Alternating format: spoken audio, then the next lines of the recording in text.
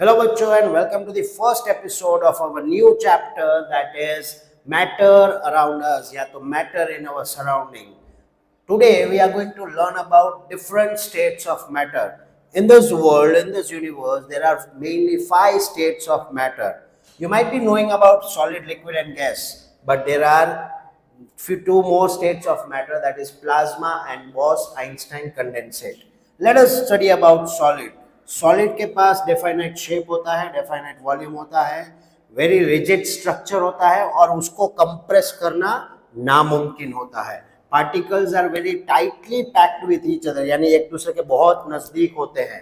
उसी तरह उसके एग्जाम्पल्स है ice, stone, would, iron etcetera. और उसके पार्टिकल्स का अरेंजमेंट आप यहाँ पे देख सकते हो कि वो प्रॉपरली एक दूसरे के बहुत टाइटली पैक्ड है.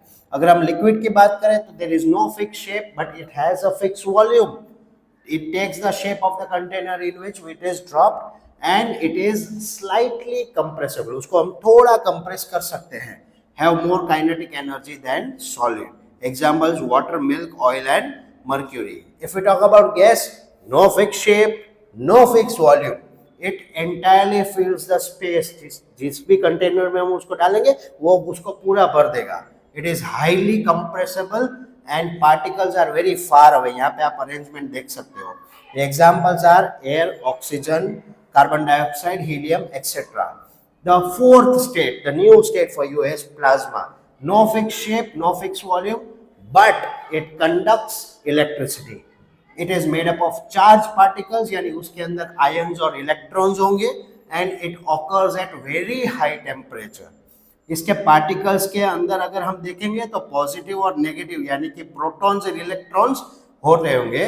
और इनका एग्जांपल ये कहाँ पे देखा जाता है प्लाज्मा, तो it is seen in sun, star, lightning और neon signs. Okay, next we have fifth example is Bose Einstein condensate.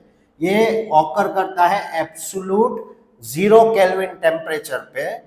और सबसे बेहतर बात इसमें क्या है कि particles occupy the same quantum state and act as a single entity, यानी वो खुद का एक अपना इंडिविजुअल आइडेंटिटी रखता है.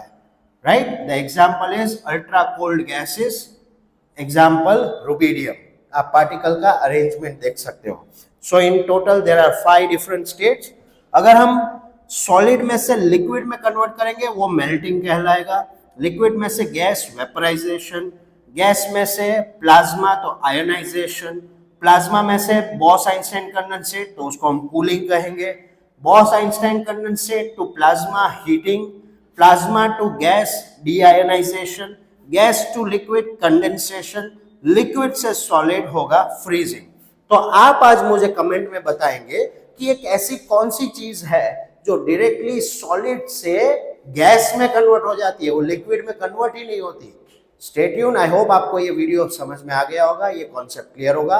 There are 5 states of matter, solid, liquid, gas, plasma, Bose Einstein condensate. और आज हम उसमें देखने वाले हैं कि पार्टिकल्स यानी कि छोटे छोटे कण जो होते हैं उनकी कैरेक्टरिस्टिक्स क्या हो सकती है.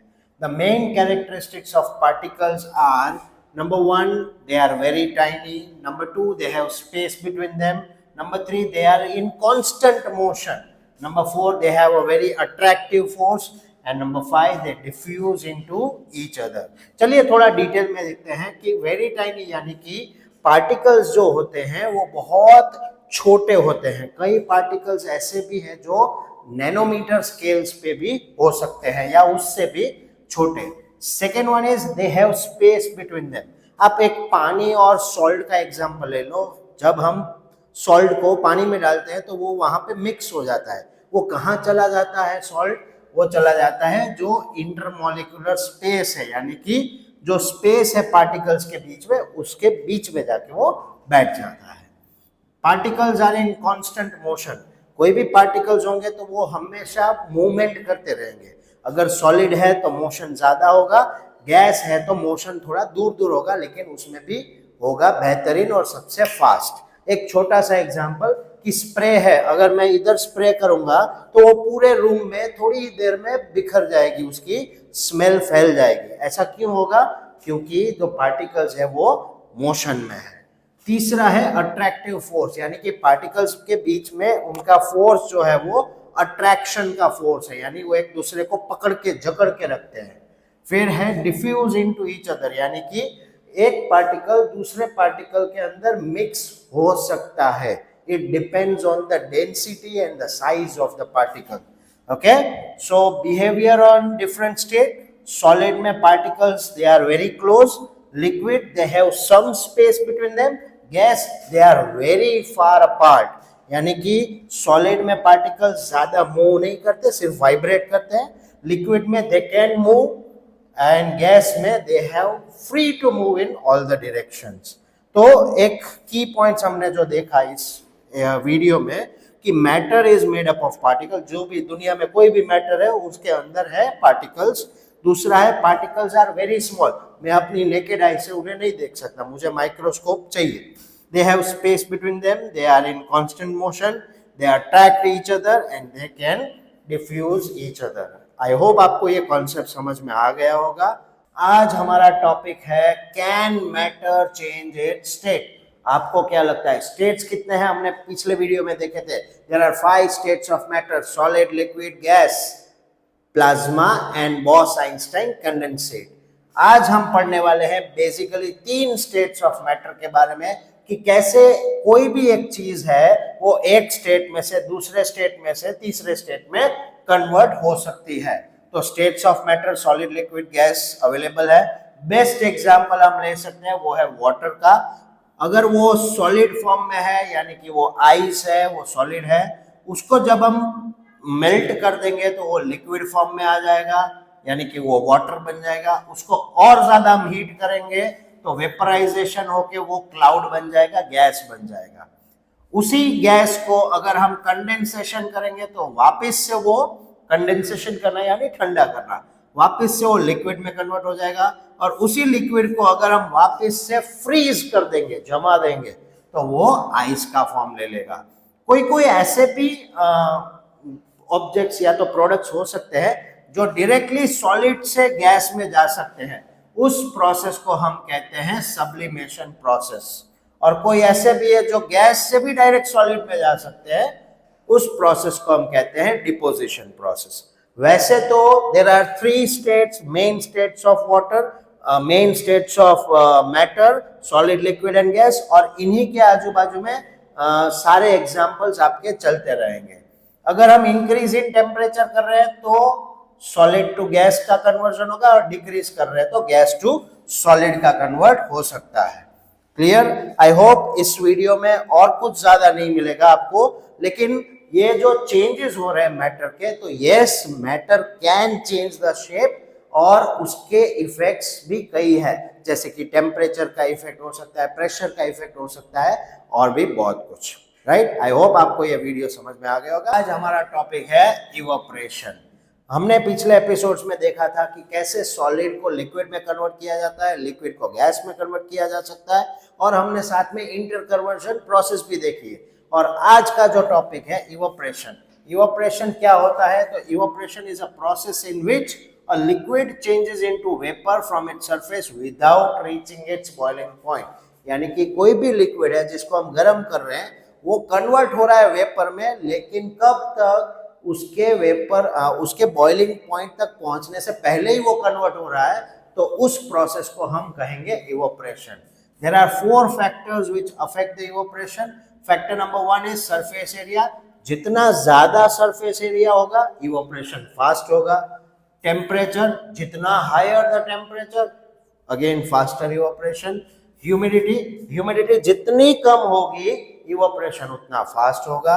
And the last one is the wind speed. जितनी विंड की स्पीड ज्यादा होगी, इवोपरेशन उतना ही तेज होगा। अगर हम देखें कि भाई इवोपरेशन और बॉइलिंग में क्या डिफरेंस है, तो नेचर की बात करें तो इवोपरेशन इज सरफेस फिनोमिनन, यानी कि ऊपरी स्तर पर ही वो होता है। Where boiling is a bulk phenomena, पूरा का पूरा लिक्विड उसमें इन्वॉल्व होता है। Temperature, evaporation can occur at all temperature, यानी पानी अगर गिरा है तो 30 डिग्री, 40 डिग्री, 60 डिग्री, 70 डिग्री, हर टेम्परेचर पे वो इवोपरेट हो सकता है। लेकिन बॉइलिंग सिर्फ अपने बॉइलिंग पॉइंट तक पहुंचने के बाद ही यानी कि जब हमारा मान लो वाटर का बॉइलिंग पॉइंट है 100 डिग्री, तो वाटर का टेम्परेचर जब 100 डिग्री होगा तभी वो बॉयल होगा। अगर हम प्रोसेस की बात करें तो इवोपरेशन बहुत ही स्लो प्रोसेस है, boiling it is a fast and a quick process. Bubbles की अगर हम बात करें तो इवोपरेशन में बबल्स बनते नहीं है, लेकिन बॉइलिंग में बबल्स बन सकते हैं। एरिया तो जैसा मैंने बोला, इवोपरेशन सिर्फ सरफेस के ऊपर होता है, बॉइलिंग पूरे एंटायर लिक्विड का होता है। और कूलिंग तो इवोपरेशन की वजह से कूलिंग हो सकता है, यानी कि टेम्परेचर थोड़ा काम डाउन हो सकता है, लेकिन बॉइलिंग में there is no cooling effect found. यहाँ पे एक छोटी सी डेमोन्स्ट्रेशन एक्टिविटी मैंने दिखाई है कि अगर आप दो प्लेट्स ले लेते हो, यानी एक बड़ा एक छोटा, और उसमें पानी ले लो और उन प्लेट्स को टेबल फैन के बाजू में रख दो, टेबल फैन को ऑन करके, तो थोड़ी देर बाद आप देखोगे कि जो बड़ी प्लेट है, जो ब्रॉड प्लेट है, उसमें से इवोपरेशन फटाफट हो रहा है। यानी कि जो हमारा पॉइंट नंबर 1 था, फैक्टर अफेक्टिंग द इवोपरेशन, वो सही है। जितना ज्यादा सरफेस एरिया उतना फास्टर इवोपरेशन होगा, जितना कम सरफेस एरिया उतना कम इवोपरेशन होगा। तो इवोपरेशन की वजह से कूलिंग कैसे होता है, तो बेसिकली जब हाई एनर्जी टेम्परेचर लगाया जाता है तो पार्टिकल्स जो होते हैं उनके अंदर काइनेटिक एनर्जी बढ़ जाती है, और वो काइनेटिक एनर्जी की वजह से पार्टिकल्स एक दूसरे के साथ फ्रिक्शन महसूस करते हैं, जिसकी वजह से उनके ऊपर वियर एंड टियर हो सकता है, और कुछ कुछ पार्टिकल्स बॉयल मेल्ट हो जाएंगे, और धीरे धीरे करके इवोपरेशन की वजह से टेम्परेचर में स्लोइंग डाउन आएगा, कूल हो जाएगा। आई होप आपको ये पूरा इवोपरेशन का कॉन्सेप्ट समझ में आ चुका होगा। See you again tomorrow with a new video. Till then, good bye, be deadly consistent.